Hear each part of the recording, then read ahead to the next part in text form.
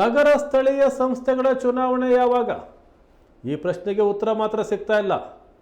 ಶಿವಮೊಗ್ಗ ಮಹಾನಗರ ಪಾಲಿಕೆಯ ಚುನಾವಣೆಯೂ ಸಹ ನಡೆದೇ ಇಲ್ಲ. ಶಿವಮೊಗ್ಗ ಮಹಾನಗರ ಪಾಲಿಕೆಯ ಸದಸ್ಯರ ಅವಧಿ 2023 ನವೆಂಬರಲ್ಲೇ ಮುಕ್ತಾಯ ಆಯಿತು. 1 ವರ್ಷದಿಂದ ಚುನಾಯಿತ ಆಡಳಿತ ಮಂಡಳಿ ಇಲ್ಲದ ಕಾರಣ ಜನರ ಸಮಸ್ಯೆಗಳನ್ನು ಪಾಲಿಕೆಯಲ್ಲಿ ಆಲಿಸಿ ಪರಿಹಾರ ಕಂಡುಕೊಳ್ಳೋಕೆ ಆಗ್ತಾ ಇಲ್ಲ. ನಗರದ ಅಭಿವೃದ್ಧಿ ವಿಚಾರಗಳ ಬಗ್ಗೆ ತ್ವರಿತ ಕ್ರಮ ಕೈಗೊಳ್ಳುವ ಹಿತದೃಷ್ಟಿಯಿಂದ ಆದಷ್ಟು ಬೇಗ ಶಿವಮೊಗ್ಗ ಮಹಾನಗರ ಪಾಲಿಕೆ ಚುನಾವಣೆ ನಡೆಸಬೇಕು ಅಂತ ಕೋರಿ ಇವತ್ತು ಶಿವಮೊಗ್ಗ ನಗರದ ಶಾಸಕರಾದ ಎಸ್.ಎನ್. ಚನ್ನಬಸಪ್ಪ ಅವರ ನೇತೃತ್ವದಲ್ಲಿ ಬೆಂಗಳೂರಿನ ರಾಜ್ಯ ಚುನಾವಣಾ ಆಯೋಗಕ್ಕೆ ಭೇಟಿ ನೀಡಿ ಮುಖ್ಯ ಚುನಾವಣಾ ಆಯುಕ್ತರಿಗೆ ಮನವಿಯನ್ನು ಸಲ್ಲಿಸಲಾಯಿತು. ವಿಧಾನ ಪರಿಷತ್ ಶಾಸಕ ಡಿ.ಎಸ್. ಅರುಣ್, ಭಾರತಿ ಶೆಟ್ಟಿ, ಧನಂಜಯ ಸರ್ಜಿ, ಮಾಜಿ ಕಾರ್ಪೊರೇಟರ್ಗಳು ಸಹ ಈ ನಿಯೋಗದಲ್ಲೇ ಇದ್ದರು.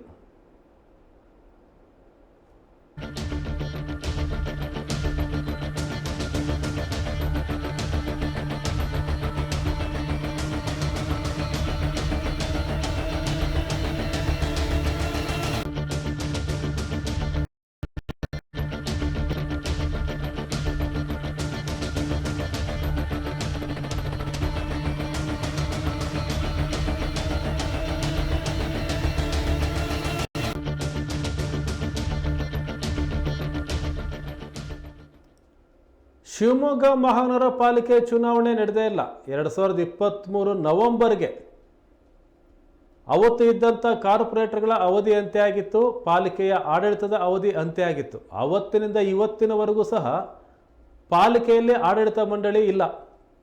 ಅಧಿಕಾರಿಗಳೇ ಪಾಲಿಕೆಯ ಆಡಳಿತವನ್ನು ನಿರ್ವಹಣೆ ಮಾಡ್ತಾ ಇದ್ದಾರೆ. ಆದರೆ ಪ್ರಜಾಪ್ರಭುತ್ವ ಅಂದಮೇಲೆ ಒಂದು ಆಡಳಿತ ಮಂಡಳಿಯಲ್ಲಿ ಜನಪ್ರತಿನಿಧಿಗಳು ಇರಬೇಕು. ಶಿವಮೊಗ್ಗ ಮಹಾನಗರ ಪಾಲಿಕೆ ಚುನಾವಣೆ ಆಗ್ತಾ ಇಲ್ಲ. ಹಲವು ಕಾರಣಗಳನ್ನು ರಾಜ್ಯ ಸರ್ಕಾರ ಕೊಡ್ತಾ ಇದೆ. ಡಿಲಿಮಿಟೇಷನ್ ಆಗಬೇಕು ಅಂತ ಹೇಳ್ತಾ ಇದೆ. ಹೊಸ ಜನಗಣತಿ ಆಧಾರದ ಮೇಲೆ ವಾರ್ಡ್ಗಳ ವಿಂಗಡಣೆ ಆಗಬೇಕು ಅಂತ ಹೇಳ್ತಾ ಇದೆ. ಮೀಸಲಾತಿ ಬಗ್ಗೆಯೂ ಸಹ ಹಲವು ಬಾರಿ ಚರ್ಚೆಗಳು, ಆಕ್ಷೇಪಗಳು, ಅಸಮಾಧಾನಗಳು ಬಂದಿದ್ದಾವೆ. ರಾಜ್ಯ ಸರ್ಕಾರ ಮುಂದೂಡ್ತಾನೆ ಇದೆ. ಬಹುಶಃ ಲೋಕಸಭೆ ಚುನಾವಣೆ, ವಿಧಾನಸಭೆ ಚುನಾವಣೆ ಕಾರಣ ಇತ್ತೇನೋ ರಾಜ್ಯ ಸರ್ಕಾರಕ್ಕೆ. BJP ಸರ್ಕಾರ ಇದ್ದಾಗಲೇ ಮಾಡಬೇಕಿತ್ತು ಚುನಾವಣೆ, ಆವಾಗಲೇ ಮುಗಿದಿತ್ತು ಅವಧಿ. ಆದರೆ ಕಾಂಗ್ರೆಸ್ ಸರ್ಕಾರ ಬಂದಮೇಲೆ ಇವರು ಸಹ ಮಾಡ್ತಾ ಇಲ್ಲ. ಹಾಗಾಗಿ 2023ರಿಂದಲೂ ನಗರಸಭೆ ಶಿವಮೊಗ್ಗ ಮಹಾನಗರ ಪಾಲಿಕೆಯಲ್ಲಿ ಆಡಳಿತ ಮಂಡಳಿ ಇಲ್ಲವಾಗಿದೆ. ಹಾಗಾಗಿ ಶಿವಮೊಗ್ಗ ಕ್ಷೇತ್ರದ ಶಾಸಕ ಎಸ್.ಎನ್. ಚನ್ನಬಸಪ್ಪ, ಡಿ.ಎಸ್. ಅರುಣ್, ಭಾರತಿ ಶೆಟ್ಟಿ ಸೇರಿದಂತೆ ಹಲವು ನಾಯಕರು, ಮಾಜಿ ಕಾರ್ಪೊರೇಟರ್ಗಳು ಚುನಾವಣಾ ಆಯುಕ್ತರನ್ನೇ ಭೇಟಿ ಮಾಡಿ ಮನವಿ ಸಲ್ಲಿಸಿದ್ದಾರೆ. ಆದಷ್ಟು ಬೇಗ ಚುನಾವಣೆಯನ್ನು ನಡೆಸಿ ಅಂತೇಳಿ. ಆದರೆ ಚುನಾವಣಾ ಆಯೋಗ ಯಾವಾಗ ಚುನಾವಣೆ ನಡೆಸ್ಬೋದು ಅಂತಂದರೆ ರಾಜ್ಯ ಸರ್ಕಾರ ಮಾಡ್ಬೋದು ಅನ್ನುವಂಥ ಒಪ್ಪಿಗೆಯನ್ನು ಕೊಟ್ಟ ಮೇಲೆ, ಈಗ ರಾಜ್ಯ ಸರ್ಕಾರ ಮಾಡ್ಬೋದು ಅಂತ ಹೇಳೋದ್ರ ಬದಲಾಗಿ ಬೇರೆ ಬೇರೆ ಕಾರಣಗಳನ್ನು ಮುಂದೂಡ್ತಾ ಇದೆ. ಡಿಲಿಮಿಟೇಷನ್ ಆಗಿಲ್ಲ ಅನ್ನೋದು ಭಾಳ ಪ್ರಮುಖವಾದ ಕಾರಣ ಕೊಡ್ತಾ ಇರೋದು.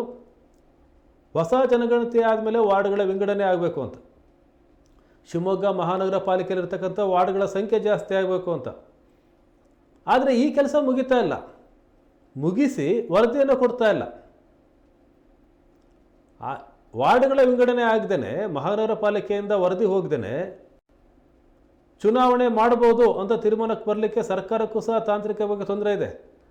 ಮಹಾನಗರ ಪಾಲಿಕೆ ಮತ್ತು ಕಾಂಗ್ರೆಸ್ ಸರ್ಕಾರ, ರಾಜ್ಯ ಸರ್ಕಾರ ಬೇರೆ ಬೇರೆ ಅಲ್ಲ. ಕರ್ನಾಟಕದಲ್ಲಿ ನಡೀತಾ ಇರೋದು ಕಾಂಗ್ರೆಸ್ ಆಡಳಿತ. ಬೇಗ ವರದಿಯನ್ನು ಕೊಡಿ ಅಂತ ಅಧಿಕಾರಿಗಳು ಹೇಳಿದರೆ ಕೊಡ್ತಾರೆ. ಅವರು ಎಷ್ಟು ತಿಂಗಳಾಯಿತು, ಎಷ್ಟು ವರ್ಷ ಆಯಿತು, ಅಧ್ಯಯನ ಆಗಿದೆ. ಆದರೆ ವಿಳಂಬವಾಗಿ ಕೊಡಿ, ನಿಧಾನವಾಗಿ ಕೊಡಿ, ತಡೆ ಹಿಡೀರಿ, ಏನೂ ಪರವಾಗಿಲ್ಲ, ಇನ್ನೂ ಸ್ವಲ್ಪ ಟೈಮ್ ತಗೊಳ್ಳಿ ಅಂತಂದರೆ ಅಧಿಕಾರಿಗಳು ಹಾಗೆ ಮಾಡ್ತಾರೆ. ಚುನಾವಣಾ ಆಯೋಗಕ್ಕಿಂತ ಎಲ್ಲ ಭಾಳ ದೊಡ್ಡ ಜವಾಬ್ದಾರಿ ಇರ್ತಕ್ಕಂಥದ್ದು ರಾಜ್ಯ ಸರ್ಕಾರದ್ದು, ಚುನಾವಣೆ ಮಾಡಬೇಕು ಅಂತೇಳಿ. ಈಗೇನು ಸದ್ಯಕ್ಕೆ ಯಾವ ಚುನಾವಣೆಗಳು ಇಲ್ಲ. ಲೋಕಸಭೆ ಚುನಾವಣೆಯೂ ಮುಗೀತು, ವಿಧಾನಸಭೆ ಚುನಾವಣೆಯೂ ಮುಗೀತು. ಈಗ ಮಹಾನಗರ ಪಾಲಿಕೆ ಚುನಾವಣೆಯನ್ನು ಮತ್ತು ಇದೇ ರೀತಿ ಚುನಾವಣೆ ಆಗದೇ ಇರೋ ರಾಜ್ಯದ ಮಹಾನಗರ ಪಾಲಿಕೆಗಳು, ತುಮಕೂರು ಆಗಿರ್ಬೋದು, ಶಿವಮೊಗ್ಗ ಆಗಿರ್ಬೋದು, ಈ ಮಹಾನಗರ ಪಾಲಿಕೆಗಳ ಚುನಾವಣೆಯನ್ನು ಮಾಡಲಿಕ್ಕೆ ಈಗ ಯಾವುದೇ ಅಡೆತಡೆ ಇಲ್ಲ. ಕಾಂಗ್ರೆಸ್ ರಾಜಕೀಯವಾಗಿಯೂ ಸಹ ಯಾವುದೇ ಅಡೆತಡೆ ಕಾಣ್ತಾ ಇಲ್ಲ. ಅಥವಾ ಬೇರೆ ಏನು ಯೋಚನೆ ಮಾಡ್ತಿದ್ದಾರೆ? ಯಾವ ಚುನಾವಣೆಯೂ ಇಲ್ಲದೇ ಇದ್ದಾಗ ರಾಜಕೀಯವಾಗಿಯೂ ಕಾಂಗ್ರೆಸ್ ಪಕ್ಷಕ್ಕೆ ಯಾವುದೇ ಸಮಸ್ಯೆ ಇಲ್ಲ ಅಂದಾಗ ಚುನಾವಣೆ ಮಾಡ್ಬೋದಲ್ಲ. ರಾಜ್ಯ ಸರ್ಕಾರ ಮನಸ್ಸು ಮಾಡಬೇಕಾಗಿದೆ. ರಾಜ್ಯ ಸರ್ಕಾರ ಆ ವರದಿಯನ್ನು ಚುನಾವಣಾ ಆಯೋಗಕ್ಕೆ ಕೊಡಬೇಕು. ನಂತರ ಚುನಾವಣಾ ಆಯೋಗ ಘೋಷಣೆಯನ್ನು ಮಾಡುತ್ತೆ. ಆ ವರದಿ ಬರದೇ ಚುನಾವಣಾ ಆಯೋಗ ಚುನಾವಣೆ ಘೋಷಣೆ ಮಾಡಲಿಕ್ಕೆ ಸಾಧ್ಯ ಇಲ್ಲ. ಯಾಕಂದರೆ ಡಿಲಿಮಿಟೇಷನ್ ಆಗಬೇಕಾಗಿದೆ. ಆ ಕೆಲಸ ಮಾಡಬೇಕಾದ ಜವಾಬ್ದಾರಿ ಸರ್ಕಾರದ್ದು. ಯಾವಾಗ ಸರ್ಕಾರ ವರದಿ ಕೊಡುತ್ತೆ, ಯಾವಾಗ ಚುನಾವಣಾ ಆಯೋಗ ಶಿವಮೊಗ್ಗ ಮಹಾನಗರ ಪಾಲಿಕೆ ಚುನಾವಣೆಯನ್ನು ಘೋಷಣೆ ಮಾಡುತ್ತೆ ನೋಡಬೇಕಾಗಿದೆ.